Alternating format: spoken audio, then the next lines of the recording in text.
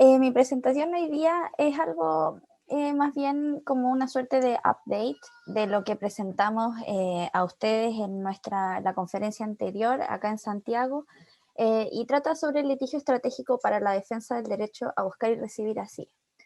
Lo primero es que la vez pasada, digamos, cuando nos reunimos, nosotros les comentábamos de que en Chile, cierto, hay un fuerte problema que tiene diversos nombres, pero que tiene como base, digamos, la vulneración a un derecho humano esencial, que es el derecho a buscar y recibir asilo, que como sabemos significa el derecho a ser escuchado y acceder, cierto, a un debido proceso de reconocimiento de la condición de refugiado y refugiada que contemple, como bien digo, las garantías propias de un proceso justo y adecuado. También les contábamos esa vez un poco cómo era el procedimiento en Chile, que usamos de hecho, me parece, esta misma organización, esta misma diapositiva, para mostrarles dónde estaba el problema. Y acá voy a usar esta herramienta de Zoom, que es el lapicito, ahí. Nosotros le dijimos que el problema lo teníamos acá, ¿sí? Justo en esta parte que estoy marcando con X, que tiene que ver con la formalización de la solicitud. Y solo a modo de recordatorio, decirles que nuestra ley, que es la ley 20.430 sobre protección de refugiados y refugiadas y su reglamento, tiene un procedimiento que es relativamente claro, ¿sí? Pero uno, para entenderlo a cabalidad, tiene que unir ambas normas y complementarlas y se va a dar cuenta como del paso a paso del procedimiento. Y la formalización de la solicitud es el ingreso formal de la solicitud ante el Estado, ¿sí? En este caso, ante la administración del Estado.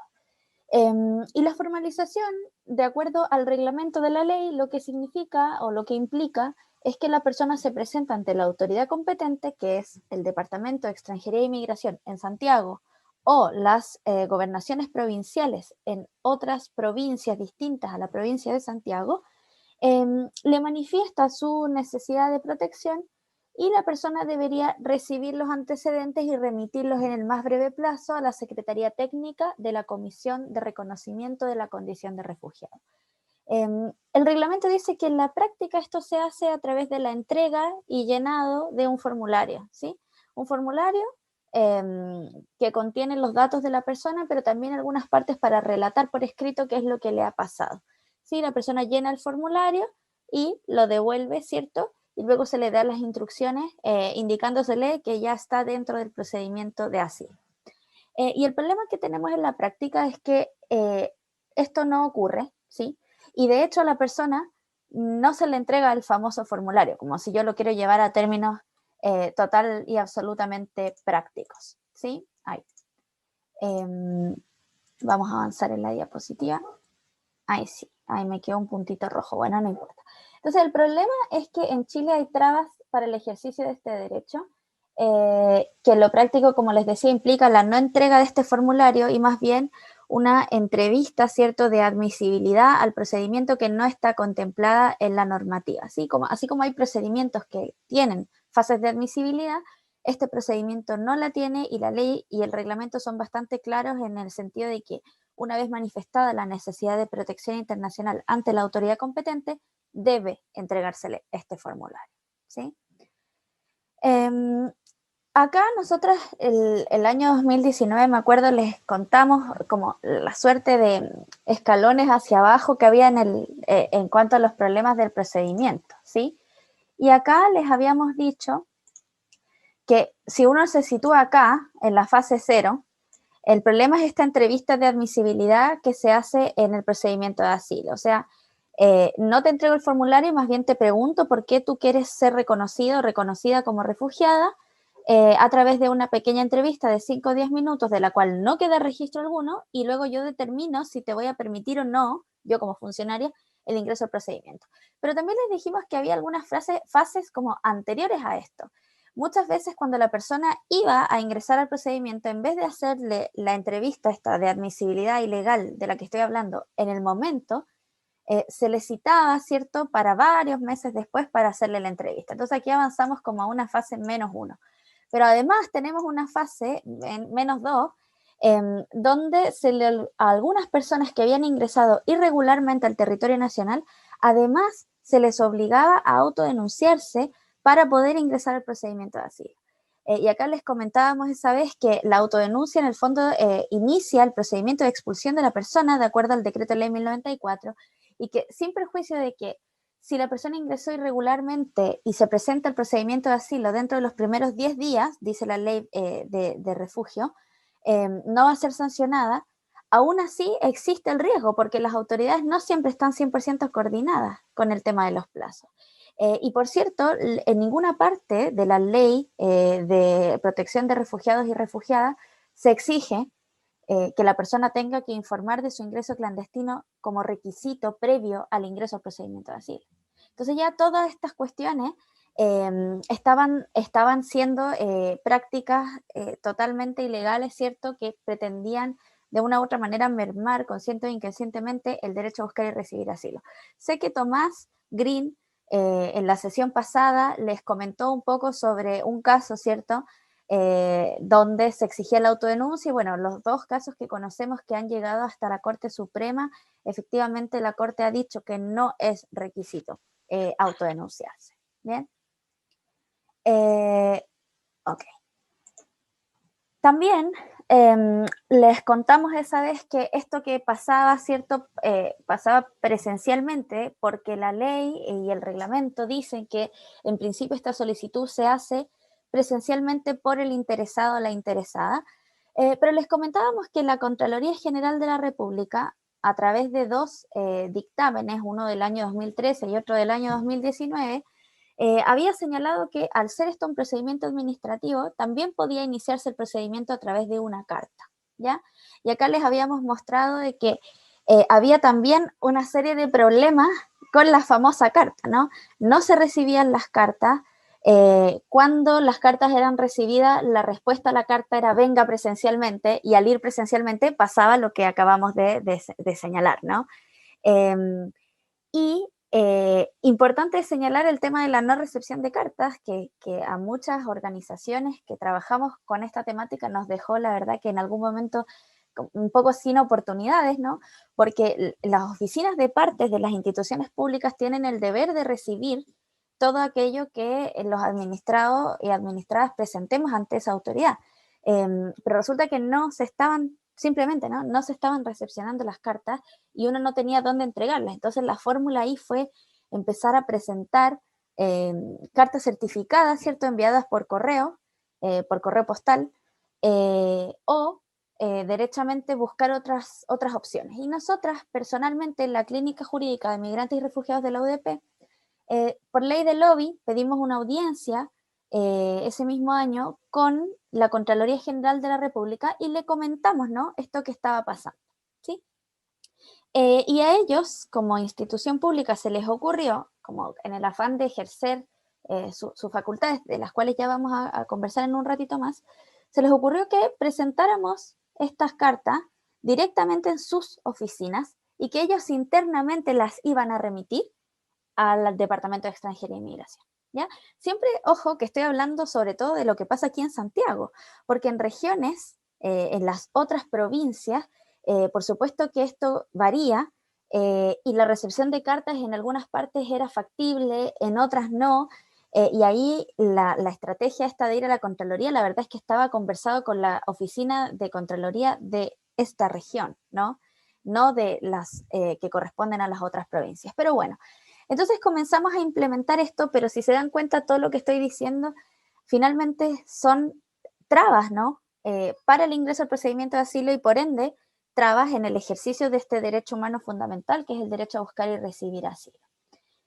El año 2018, y me parece que esto es algo, no recuerdo realmente si se los comentamos o no en la presentación del año 2019, pero el año 2018, en nuestra clínica jurídica, cuando quisimos comenzar a atacar este problema, hicimos un litigio, utilizamos la herramienta del litigio estratégico a través de una acción por varias personas, ¿no?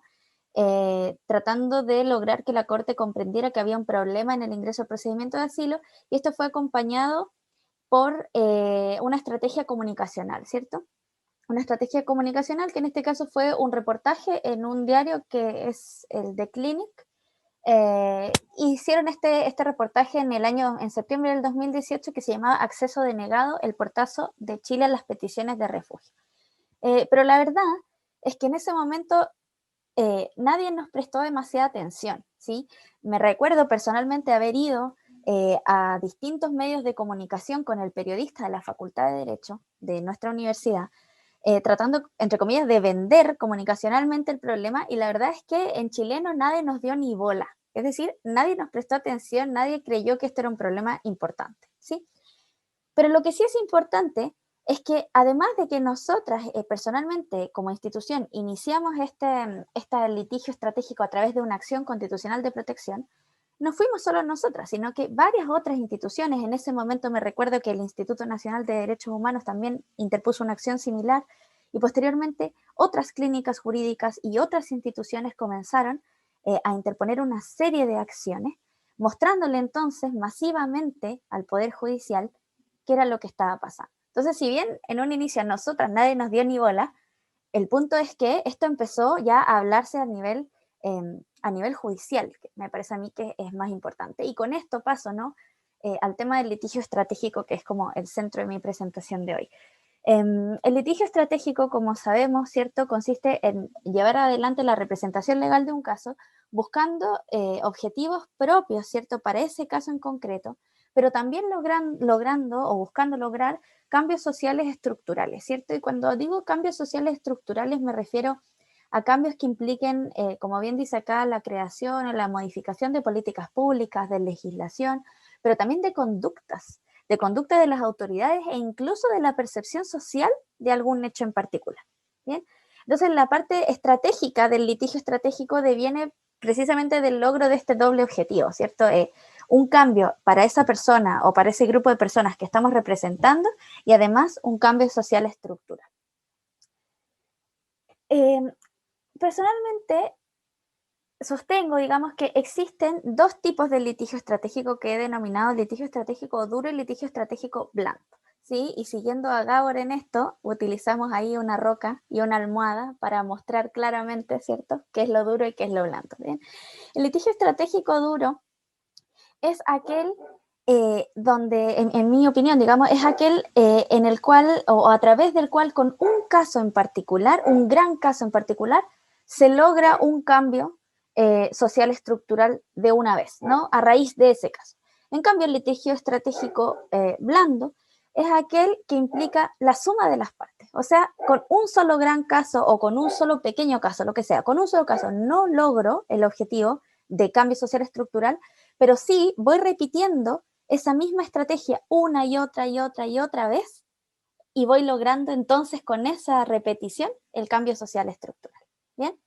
Y acá les puedo dar dos ejemplos, ¿no? Me voy a centrar, por supuesto, en el segundo, que es de lo que se trata mi presentación, pero acá, en el primer ejemplo, es el caso de hijos e hijas de extranjero transeúnte, del cual probablemente Macarena les ha comentado anteriormente, y en el fondo con el cual ha trabajado Macarena en conjunto con nosotros y con el Servicio Jesuita Migrante, donde a raíz de un gran caso en representación de 167 personas, mayoritariamente niños y niñas, se logró, ¿cierto?, que la autoridad no solamente reconociera la nacionalidad chilena a esos 167 personas, sino que también esto impulsó una serie de cambios posteriores, ¿no? La autoridad, que ya había cambiado su criterio administrativo de interpretación de este concepto que privaba de la nacionalidad a muchas personas, bueno, y que hasta el día de hoy en menor cantidad, pero lo sigue haciendo. Además, eso impulsó, ¿cierto?, a que la autoridad hiciera un programa, ¿cierto?, liderara un programa que no sé si decir fue o es, el programa Chile Reconoce, ¿sí? Y esto para mí es un ejemplo claro de un litigio estratégico duro. Pero luego tenemos el litigio estratégico blando, que es la mejor forma de demostrárselo es precisamente el caso de ingreso al procedimiento de asilo, o si se quiere, ¿no?, que a mí me parece que es la manera correcta de llamarlo, de las trabas en el ejercicio del derecho humano a buscar y recibir asilo, donde a la fecha tenemos más de 80 casos presentados ante las Cortes de Apelaciones y Corte Suprema, es decir, las Cortes Superiores de Justicia, donde la jurisprudencia ha sido clarísima, ¿sí? No en los 80 casos, pero sí mayoritariamente ha sido clarísima en reconocer que aquí hay falencias, ¿no? Que aquí hay vulneraciones al derecho a la igualdad ante la ley de las personas porque se les exige cumplir con requisitos o con procedimientos no contemplados en la ley, en este caso la ley 20.430 sobre protección de refugiados, lo que les impide entonces ingresar al procedimiento de estudio de su caso. Todavía no llegamos al punto donde la Corte literal diga que esto es una traba o una falencia o una vulneración, si se quiere, al derecho humano a buscar y recibir asilo, pero sí a la igualdad ante la ley a través de un acto u omisión que es ilegal. Y eso es importantísimo. Si yo vuelvo al 2018, en esta noticia del The Clinic que les mostré, nadie hablaba de esto, ¿no? Y las Cortes hasta esa fecha todavía no sabían de esta problemática. En cambio, hoy, gracias al actuar de las diversas instituciones que trabajamos en esta materia, y por supuesto de abogados y abogadas particulares que también lo han hecho, ya hay una suerte de corpus jurisprudencial, digamos, clarísimo sobre el tema. Y esto también, esta presión, digamos, que en mi opinión ha sido ejercida por la sociedad civil, entendiendo por esto a la academia y a las organizaciones no gubernamentales, a las clínicas jurídicas también, llevó, por cierto, a que la Contraloría General de la República hiciera un informe de investigación en el año 2019-2020 que culminó con, digamos, la presentación de este informe y el envío a la autoridad, ¿no? En este caso al Ministerio del Interior, a la Subsecretaría del Interior, ¿sí? Entonces, la Contraloría, entiendo que esto es similar en todos los países de la región, ¿cierto? Pero la Contraloría General de la República es un órgano autónomo de fiscalización básicamente de los órganos administrativos, ¿sí? Y en el informe de investigación, que es este que yo pongo acá, el número 828 del año 2019, que fue notificado el 1 de octubre del año 2020, recién pasado, es clarísimo en establecer esto que veníamos diciendo. En el The Clinic, el 2018, a través de todos estos casos presentados y de esta vasta jurisprudencia en este litigio estratégico blando que mencioné, pero está todo condensado y claramente explicado por parte ahora de una entidad fiscalizadora, ¿sí? Dice básicamente que existe efectivamente una demora o requerimiento de trámites no contemplados en la norma para el ingreso al procedimiento de asilo, básicamente estas entrevistas de admisibilidad que son absolutamente ilegales, y frente a eso indica la realización de un sumario administrativo para ver eventual responsabilidad de las autoridades al respecto. Señala que no hay un instructivo o manuales para el inicio del procedimiento de asilo, o sea, para esta fase de formalización no hay ningún manual o instructivo interno para la sección de refugio y reasentamiento del Departamento de Extranjería o para las gobernaciones provinciales, y por tanto instruye a que se haga en un plazo de 60 días hábiles desde octubre de 2020, o sea, esta fecha ya debería estar listo. Instruye a que se haga este instructivo o manual. Paréntesis, alguna vez nosotras preguntamos por acceso a la información pública si existía este instructivo manual antes de que existiera este informe de investigación de la Contraloría. Y la respuesta final, después de todas las instancias, firmada de puño y letra por el jefe del Departamento de Extranjería e Inmigración, decía que no existía. Entonces esto es bien extraño, ¿no? Porque si la ley dice una cosa y todos los funcionarios practicaban otra, evidentemente había una directriz. Pero ahora la Contraloría General de la República es la que ha dicho, bueno, usted dice que no existe, bueno, hágala. Al parecer hay una directriz que no está escrita, bueno, escritúrela, ¿no? Además, la Contraloría mencionó, digamos, que si bien es efectivo que existen unas cartillas informativas que se le entregan a las personas, que efectivamente existen, digamos, contienen derechos, deberes, un poco una explicación sobre el procedimiento, no contienen hoy los contactos de organizaciones internacionales o organizaciones de la sociedad civil que brinden apoyo. Y con esto quiero solamente introducir un tema que también Fernanda, digamos, que les estuvo comentando sobre ya el proceso en sí mismo, la sesión pasada. Esto es otra falencia que tiene el procedimiento, ¿no? La imposibilidad de que la persona sea asistida por abogado o abogada en el marco del procedimiento. O sea, asistir a la entrevista, por ejemplo, de elegibilidad, la entrevista correcta, legal, propia del procedimiento, la persona no puede asistir acompañada o acompañado. Se puede solicitar, pero es mal visto. De hecho, es tan mal visto que les cuento que la semana pasada, el día viernes, un solicitante de asilo afgano que pasó por todo esto que estoy contando para poder ingresar al procedimiento, después de 2 años logró ingresar y tuvo su entrevista de elegibilidad el viernes pasado, y en un principio él solicitó ser acompañado por alguna de nosotras, ¿cierto? Abogadas de la clínica. Y yo personalmente, a pesar del COVID, digamos, hice todas las investigaciones pertinentes y lo iba a acompañar. Y 2 días antes, él me avisa y me pide por favor que mejor no lo acompañe, porque eso puede ser perjudicial para su caso. O sea, porque él, como solicitante, se da cuenta, ¿cierto?, de lo mal visto que es ir acompañado de abogado o abogada. Entonces, por supuesto que no lo hicimos. O sea, obviamente es su voluntad y queríamos hacer lo que fuera mejor para su caso. Habíamos incluso mandado una carta avisando que iba a ir acompañado y todo. Pero para que vean, digamos, lo grave del asunto. Ahora, yo pienso, esto es mi opinión personal, que por pandemia tampoco me iban a dejar entrar. Digamos, yo iba dispuesta a que usaran esa excusa, que es una excusa, ¿cierto? Pero bueno, él insistió en no querer ser acompañado y bueno, gracias a Dios le fue bien, vamos a ver qué sale de esto, ¿no?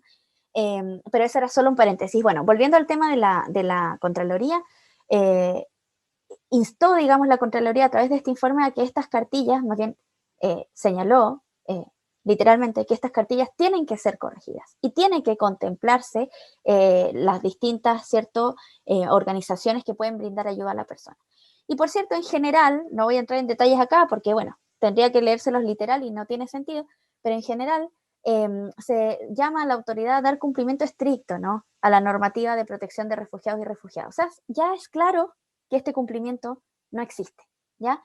Y eso nos parece a nosotras que esto es esencial. O sea, esto que partió en la Contraloría no tenemos muy claro cómo partió. Por ahí Tomás Green, que también es parte de esta red, hizo una denuncia, ¿cierto?, en conjunto con la clínica del Alberto Hurtado y con nuestra clínica jurídica. Entonces hicimos, ¿cierto?, una denuncia ante la Contraloría General de la República por este tema. No estamos seguras que este informe de investigación haya salido de esa denuncia. Si uno mira en el sistema, la denuncia no tiene como paso siguiente haber llegado a este informe de investigación. Tampoco esta ley de lobby donde fuimos nosotras a informar todo lo que estaba pasando, tampoco sé si tiene directa relación con este informe de investigación. Personalmente a mí, una vez me citó la Contraloría como off the record, pero sí me citó a las instalaciones para contarles como con lujo de detalle qué es lo que estaba pasando. No tengo idea si tiene que ver con este informe de investigación, pero lo que sí sé es que estoy segura, digamos, de que la presión de todas las instituciones a través de las diversas causas que la Contraloría tuvo a la vista a la hora de hacer este informe, efectivamente tuvo efecto, ¿no? De sacar este maravilloso, en mi opinión, maravilloso informe de investigación donde las falencias que comete la autoridad es clara. Entonces, en conclusión, digamos, ligando el tema del litigio estratégico con esta falencia o vulneración al derecho a buscar y recibir asilo que ocurre en Chile, me parece a mí que esto demuestra cómo la herramienta del litigio estratégico es la, ¿cierto?, con mayúscula, herramienta primordial para lograr verdaderos cambios con la población solicitante de asilo, refugiada y, por qué no, obviamente, con la población migrante también. Ya sea que se utilice la herramienta del litigio estratégico duro, caso de los hijos de extranjero transeúnte, o las herramientas del litigio estratégico blando, una y otra vez insistir, ¿cierto? Y quiero terminar con esta frase de Confucio que me parece que no puede ser más adecuada a esta presentación, y es que dice: quien mueve montañas, ¿cierto?, empezó apartando piedrecitas. Es decir, muchas veces me recuerdo, con mucha emoción, la verdad se los digo, creo que además la pandemia nos vuelve personas más emocionales y que como Laura que mostró a su guagüita al principio, yo también tengo una hija, entonces también siento que soy cada vez una persona más emocional. Entonces, con mucha emoción les digo, me recuerdo el 2017, finales y mediados de 2018, a los y las estudiantes de la clínica diciendo: profesora, ¿por qué la Corte no nos cree? ¿Por qué nadie le dio bola a este reportaje en el The Clinic? ¿Por qué la autoridad hace lo que quiere? O sea, ellos presencialmente iban acompañando a las personas y veían cómo esto pasaba. Algunos llegaban llorando después a mi oficina, ¿me entienden? Entonces yo les decía, solo les decía, no se preocupen, que tarde o temprano, ¿cierto?, se va a hacer justicia. No sé cuándo, pero tarde o temprano todos caerán, les decía yo. Siempre les decía lo mismo, una y otra vez. Entonces estuvimos y estamos todavía, ¿cierto?, apartando piedrecitas una y otra vez, pero de pronto estas piedrecitas, piedrecitas, piedrecitas se van transformando ya en una montaña. Obviamente estas piedrecitas las movemos nosotras en la clínica jurídica, las mueven los estudiantes y Macarena y los otros profesores en la clínica del Alberto Hurtado, la mueve Analí, ¿cierto?, en la clínica jurídica de Perú, la mueven todas ustedes, todos quienes estamos acá y muchas otras personas que no estamos acá en esta red, pero juntos y juntas, ¿cierto?, vamos moviendo montañas. Así que eso, muchas gracias por su atención.